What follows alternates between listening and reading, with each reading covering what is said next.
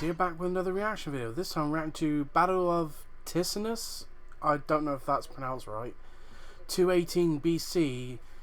This is the third episode of the Hannibal series, Second Punic War by History March. Now, if you haven't seen my reactions to the first two episodes, I suggest you check them out before checking this out. So anyway, the usual disclaimer when I react to any historical content: if I don't show much of what is considered a proper reaction, it is probably obvious that I don't have much knowledge of the subject at hand, and if I do know anything, I will most likely pause the video, give my input, or ask any curious questions that will hopefully be answered in the comments below. I don't know why I can't speak. So yeah, the link to the original video will be in the description down below. Please go and subscribe to History March, check out their channel, and please support them as best you can. And so anyway, without further ado, let's get this up on the screen and let's get into this. And I should have made this point at the start, but I think in the last episode, I think Hannibal's forces are roughly here, if you can see my cursor. Crossing, or here, sorry, because they cross the Alps. So, and the Romans have still got some control here, just on the very edge of the Iberian Peninsula, just by the Pyrenees. So let's see what happens. Okay. Oop, make sure that's not too loud. In late 218 BC. Hannibal marched his forces over the Alps. But before he can confront the Romans, he first tackles his three immediate priorities. He resupplies and rests his exhausted men, begins rebuilding his army by recruiting new contingents of Gallic troops from the Po Valley, as his current army is only barely equal in size to a single Roman consular army. And as soon as his troops are rested, he quickly... If you remember from the last episode, his forces were basically betrayed by the tribes lurking in the Alps. He moves to secure the loyalty of Gallic tribes.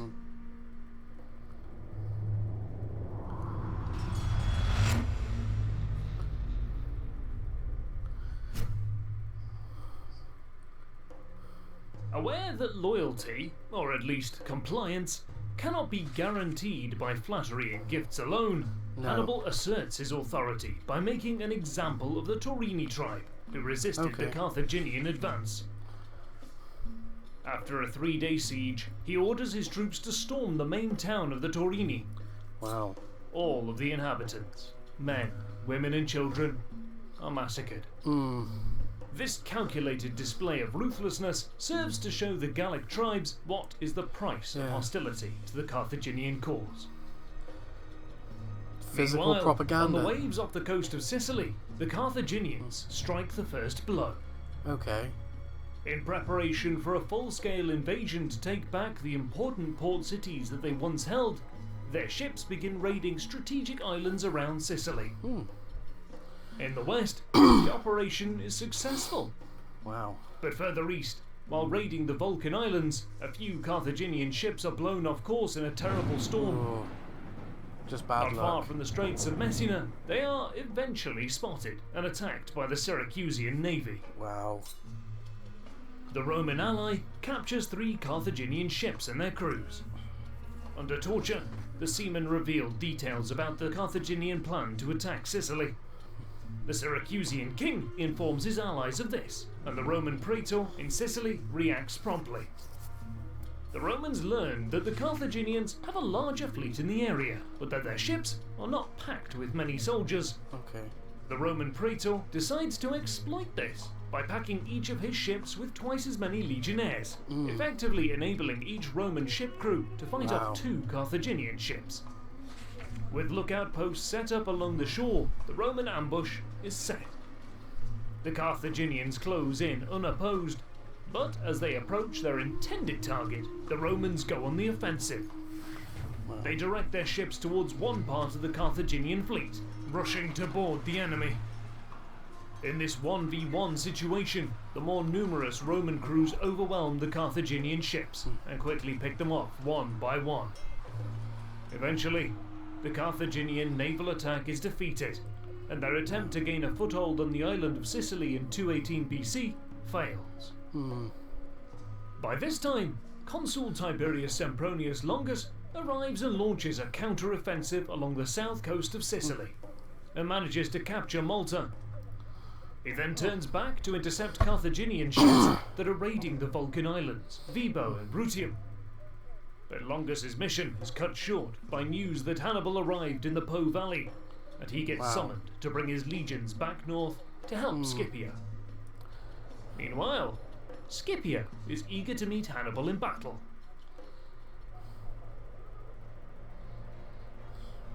With his 17-year-old son at his side, also named Publius, who will later become known as Scipio Africanus, Scipio crosses the river Po at Placentia and promptly continues west along the northern bank of the Po. Under his command are mostly less experienced troops, but Scipio is confident of defeating Hannibal. After all, in Scipio's view, he challenged Hannibal on the Rhone, and the Carthaginian general ran away.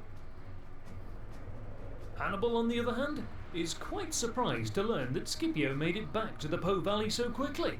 He thinks that Scipio returned with his entire army, but he has no way of knowing that in fact Scipio's troops continued on to Iberia.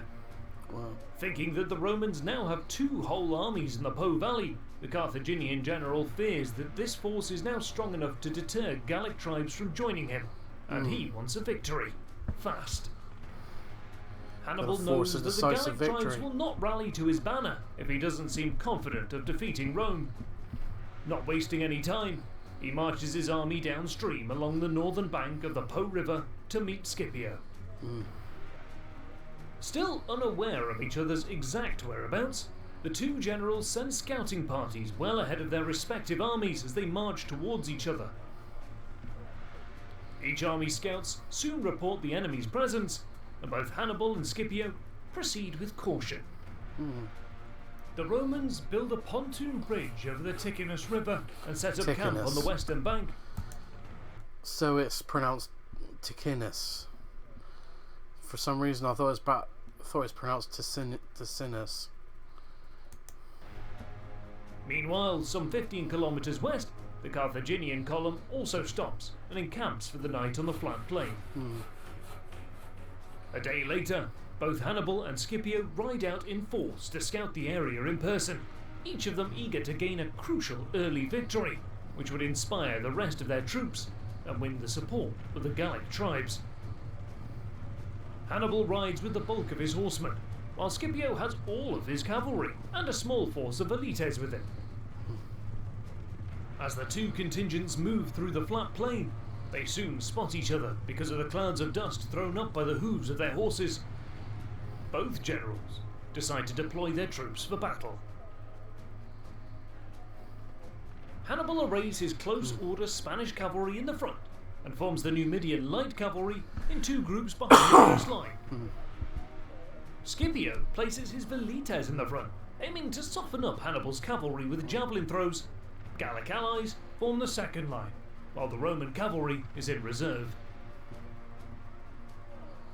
As both contingents begin closing the distance, Hannibal sees that the Roman cavalry is fewer in number and makes a split-second decision not to engage in skirmishing with the Roman velites. Instead, he orders a full-blooded charge against the Roman front line. Scipio quickly responds by leading his cavalry forward, as the velites withdraw through the gaps to form a second line without even managing a single javelin volley due to the onrushing Carthaginians. A few moments later, the cavalry clashes in the centre. A fierce, bloody static melee develops, unlike the usual mobile cavalry encounters of the time. The horses panic in the chaotic close-quarters fighting, and many horsemen dismount in order to fight more effectively on foot. For a while, the fighting seems indecisive, but this was another ruse by Hannibal. He waits until most of the Roman cavalry is fully committed, and then sends his Numidians on a flanking maneuver. This catches the Romans totally by surprise. Velites on the flanks spot the envelopment, and some of them panic and flee. The fast Numidian cavalry quickly flows around the Roman flanks and tramples over the scattered light infantry, and then the noose begins to tighten around the Roman contingent. In the melee, Scipio is struck down from his horse. Wow. Carthaginian troops close in to finish off the wounded general, but at the final moment, he is rescued. One early account of his rescue holds that a Ligurian slave saved the Roman consul. The more popular version claims that his 17-year-old son Publius charged to rescue his father and a small group of Roman cavalry that clustered around the consul before retreating back towards the Roman camp. Hard to As word know of what Hannibal's one to victory believe. spreads, Gallic tribes sent emissaries to pledge their support. But despite their promises, the Gauls deliver little in the way of reinforcements and supplies during this early stage of the war. This forces Hannibal, whose army goes critically low on food in late 218 BC, to send a cavalry contingent to capture a Roman grain depot at Clastidium, guarded by a Roman garrison. Luckily for Hannibal, the garrison commander is from Brundisium in southern Italy, and when confronted, he willingly surrenders the depot and, in return for 400 gold pieces, joins the Carthaginian ranks, together with the entire garrison. These troops become the first of the Italian allies to defect and join Hannibal. Meanwhile, the Roman army retreats to Placentia, where they plan to wait for Sempronius and his consular army.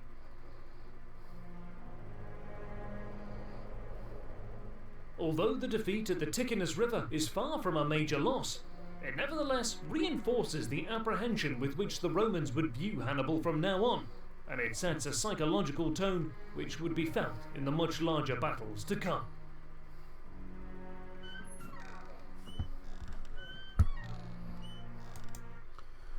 Heavily wounded and with his morale shattered, Publius Cornelius Scipio retreated to the Roman colony at Placentia. Hannibal arrived a few days later, taunting the Romans, challenging them to a battle, but Scipio refused and withdrew further under the cover of darkness. Seeing what other fat cards come up.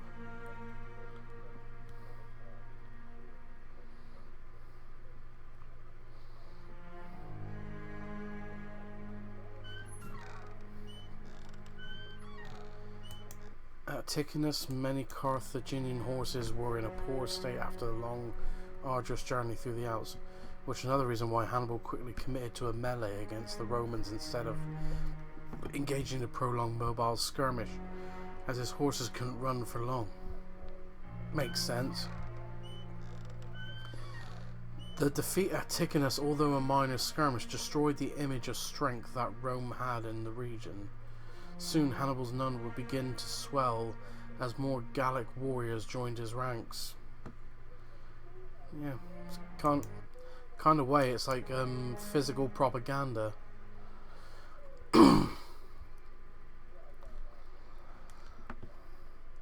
Okay, that's been an interesting video. So again, by Epic History TV, another great video. So I can't really add much more to that. So if you like this reaction, please like, comment and subscribe, and I'll see you in the next one.